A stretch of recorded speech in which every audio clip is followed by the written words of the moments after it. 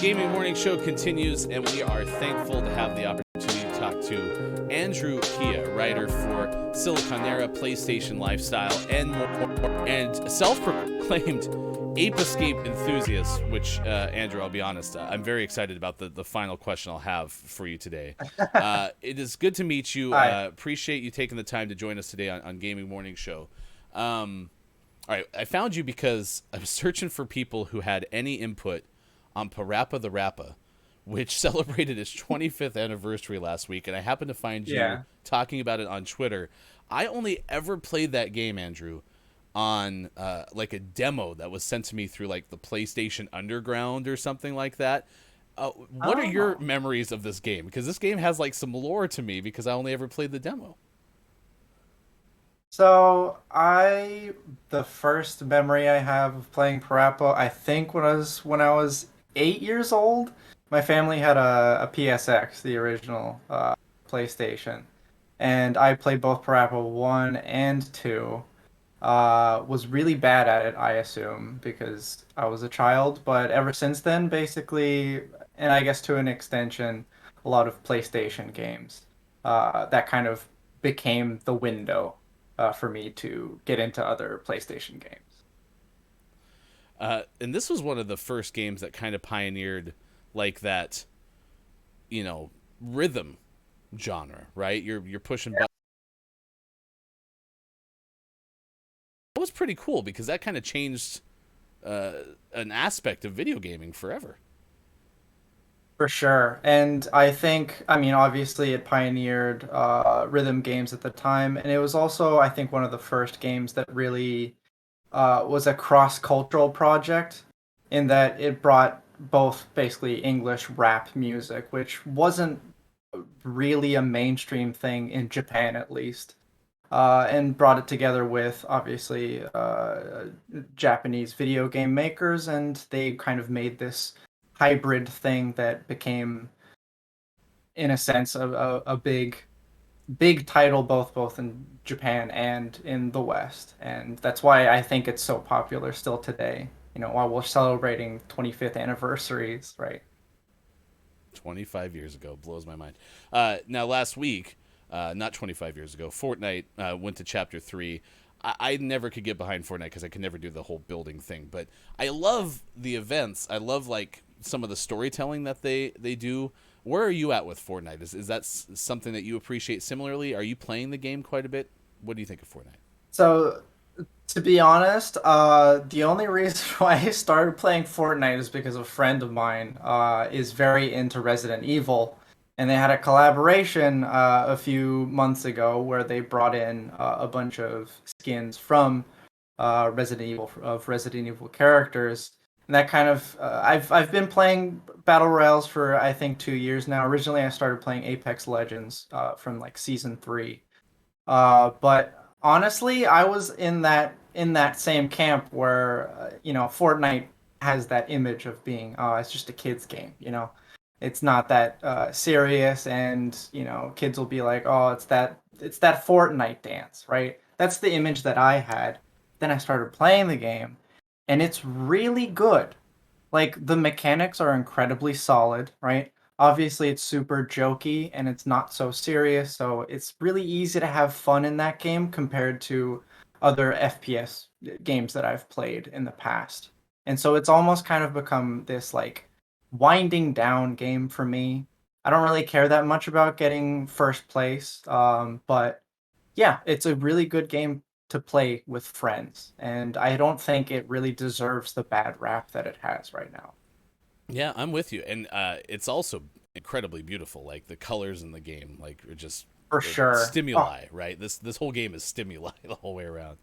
All right, especially season 3. It looks yes, amazing now. yeah, they've done a very nice job, and then obviously you get to sling around as Spider-Man, and that's pretty okay as well.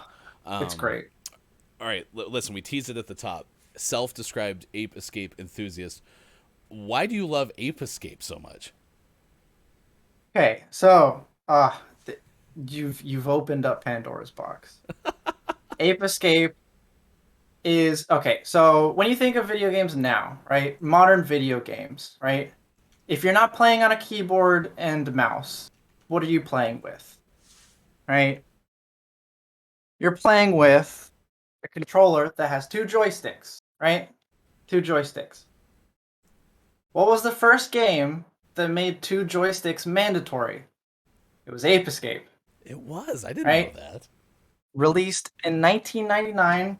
It was the first game to make it mandatory. A lot of people didn't like it at the time, but that became a mainstay. So off the bat, right, Ape Escape is a pioneer, right?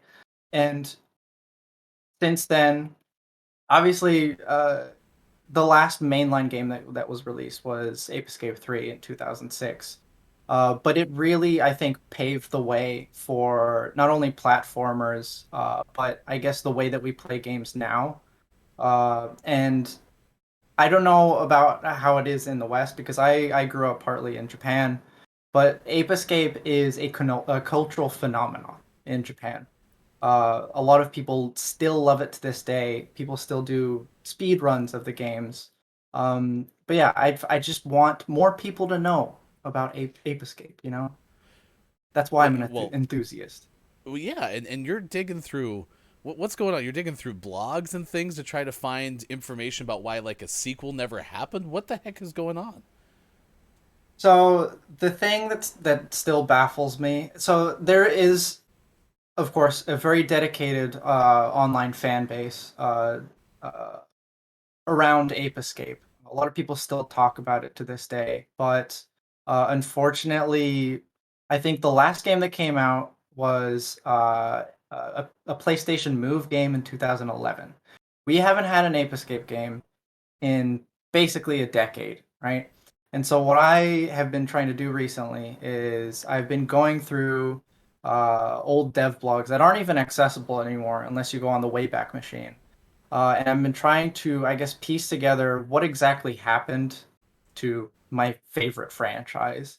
I've been going through articles from IGN and Kotaku about basically the background of Japan Studios, which was PlayStation's development studio that closed down, or I guess was restructured in 2020. And I'm trying to figure out because recently a producer that worked on the game has been tweeting about basically stories of during that development period, and he's been mentioning some pretty interesting details about some games that were in development post Ape Escape 3, specifically a sequel. He doesn't name it. He doesn't name it Ape Escape 4, but a sequel to the mainline game that unfortunately wasn't released. So I'm doing a little digging on that, but in general, I'm focused more on, I guess, translating these development blogs so that they can be accessible to a wider audience in the hopes that people will pick up the game again. Fortunately, it's kind of difficult to get your hands on unless you have a physical copy and a PS2. There's no legal ways of playing it, I should say. But yeah, I just want people to play the game. Do you think we'll ever see the sequel? That's obviously the golden question, I suppose. I hope so. So a very interesting thing happened recently. I don't know if you've heard of it, but a game called The Tomorrow Children has been, I guess, uh, greenlit in a sense. It was a game that was originally released in 2016 under PlayStation, but then it was basically the servers were shut down a year afterwards. And the people that worked on the game tried very, very hard. It was a company called Q Games. They worked very, very hard to bring back the IP, to basically buy back the IP from Sony because it was developed under Sony, basically. They worked basically their asses off for 5 years, and they finally got the IP now. And after they got the IP, the founder of the company, his name's Dylan Cuthbert. He mentioned he Dylan Cuthbert used to be a very big person in like the PlayStation development scene. He actually worked on one of the Ape Escape games, but he specifically said that the Tomorrow Children, the ability for them to buy back the IP from Sony, could basically open up and show other former Japan studio developers and I guess former Sony employees that this is possible. Because the thing about Sony is that they're very protective about their IPs. They don't really, if they make an IP and it doesn't sell well, they won't really allow other studios to use them again unless it'll benefit. Oh, we had a quick blip with the interview with Andrew. Lost Andrew, bringing Andrew on back. We got you back, Andrew. Sorry about the blip on there. What were you saying? They're kind of picky about bringing him back?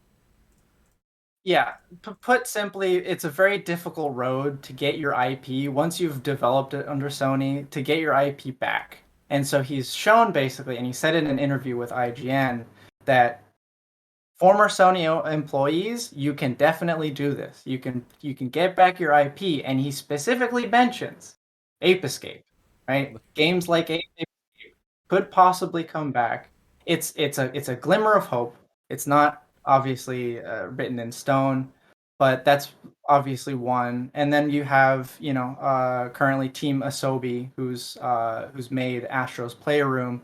They have very they have a lot of experience in making platformers, so there's definitely some hope out there.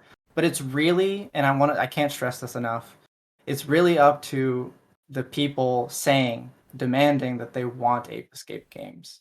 So one of the things that me and a lot of fans in the Ape Escape fandom are saying is promoting these games and raising awareness to be like, hey, try playing this game from 15 years ago.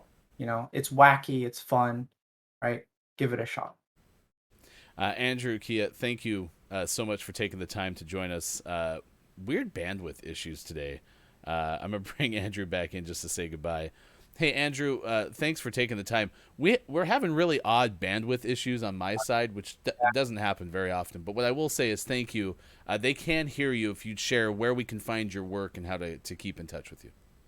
I think right now the best place would be my Twitter, Woodhouse at Woodhouse. That's WOULDHAUS. Yeah, that's And where we I have that mostly linked. post. Yeah, thank Yeah, you. we have that linked in our chat. Really odd. I haven't had bandwidth issues like this in probably half a year, so really odd. But the good news is we No can hear problem. everything you're saying. We now have an adopted love of Ape Escape, and even Brendan in our chat was saying, "Yeah, I have my eye on Tomorrow Children." So I wrote that one down to ask our video game expert Definitely give Sean that about game a too. shot. Yeah, Yeah, let's have you back at some point, and we'll keep an eye on things from you. Appreciate you taking the time to join us on Gaming Morning Show. of course. Thanks for having me. Absolutely. Andrew Kiya joining us this morning on Gaming Morning Show. All right.